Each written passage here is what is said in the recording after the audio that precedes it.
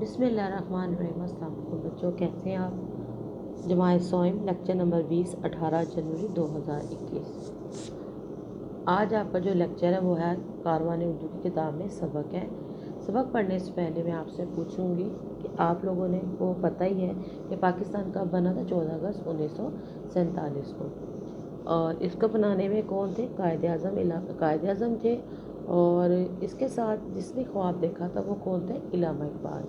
جی ہاں، علامہ اقبال نے کیا کیا تھا؟ پاکستان کا تصور یعنی کہ پاکستان کا خواب دیکھا تھا اور انہوں نے بتایا تھا۔ آج جو ہم کاروان اردو کتاب میں سبق پڑھیں گے وہ اسی سلسلے میں ہے۔ کاروان اردو کی کتاب میں سبق نمبر 18 ہے اور ہے یہ علامہ اقبال کا بچپن۔ علامہ اقبال کو آپ سب کو پتہ ہے کہ علامہ اقبال ہمارے ملک کے کیا ہیں؟ ہمارے قومی شاعر ہیں، اور انہوں نے پاکستان بنانے کا خواب دیکھا تھا۔ سبق پڑھنے سے پہلے آپ سب کو جیسے پتہ ہے ہم مشکل الفاظ پڑھتے ہیں۔ چلے میں آپ کے ساتھ مشکل الفاظ پڑھوں گی، اس کے بعد ہم سبق پڑھیں گے۔ مشکل الفاظ میں آپ کے سامنے پڑھوں گی تاکہ آپ کو سبق پڑھنے میں آسانی ہو۔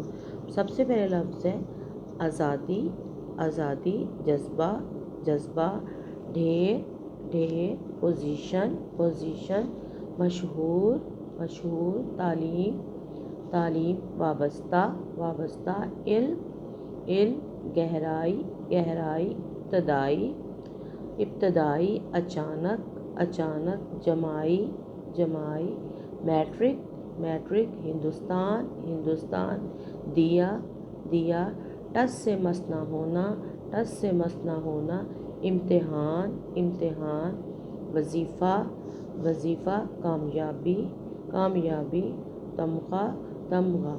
یہ بیٹا آپ کے سامنے کتاب میں جو الفاظ کے سبق میں الفاظ اور مشکل الفاظ ہیں، جب یہ آپ لوگوں نے میرے ساتھ یہ پڑھنے ہیں، جب آپ سبق پڑھیں تو آپ کو سبق پڑھنے میں آسانی ہو۔ اس میں سے کچھ الفاظ کے معنی میں آپ کو بتا دیتی ہوں تاکہ جب آپ الفاظ کے معنی لکھیں تو آپ کو آسانی ہو۔ آپ کو یہ الفاظ کے معنی لغت سے بھی تلاش کرنے پڑیں گے۔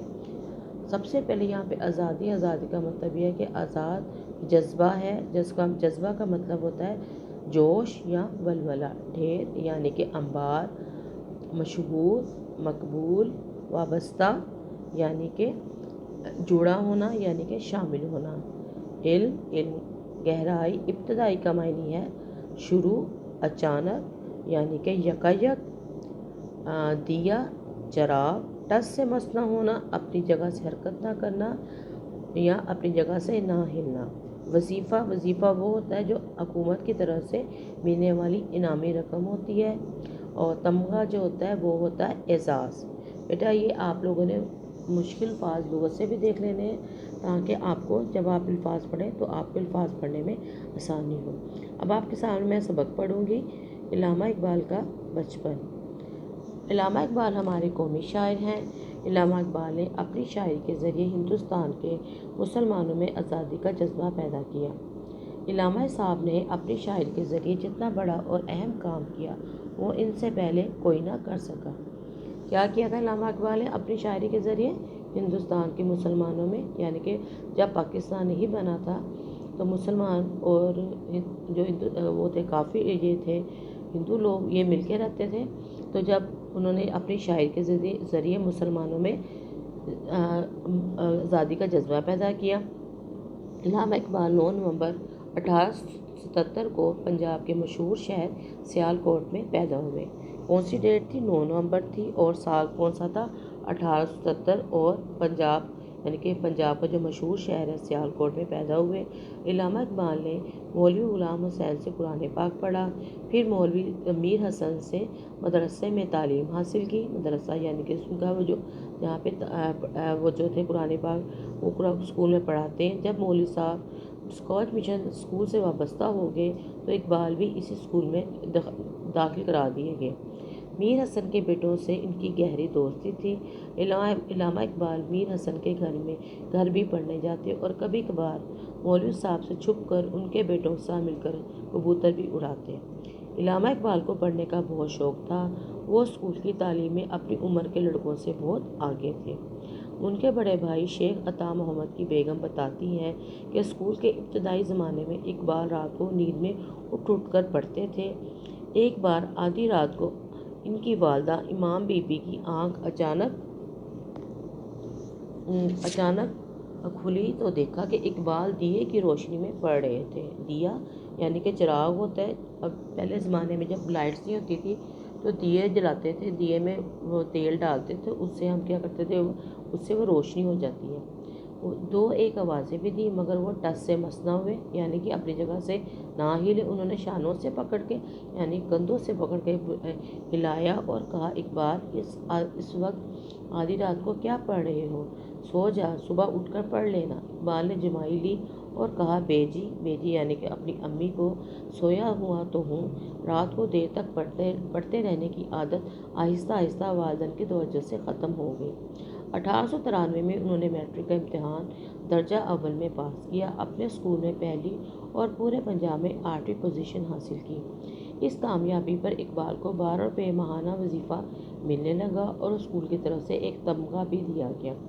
प्यारे बच्चों, अगर आप भी इलामा इकबाल की तरह बड़ा आदमी बनना चाहते हैं तो उनकी तरह इल्म से मोहब्बत करना सीखें। जो लोग इल्म से मोहब्बत करते हैं इन्हें ज़िंदगी में ढेर सारी कामयाबियाँ हासिल होती हैं।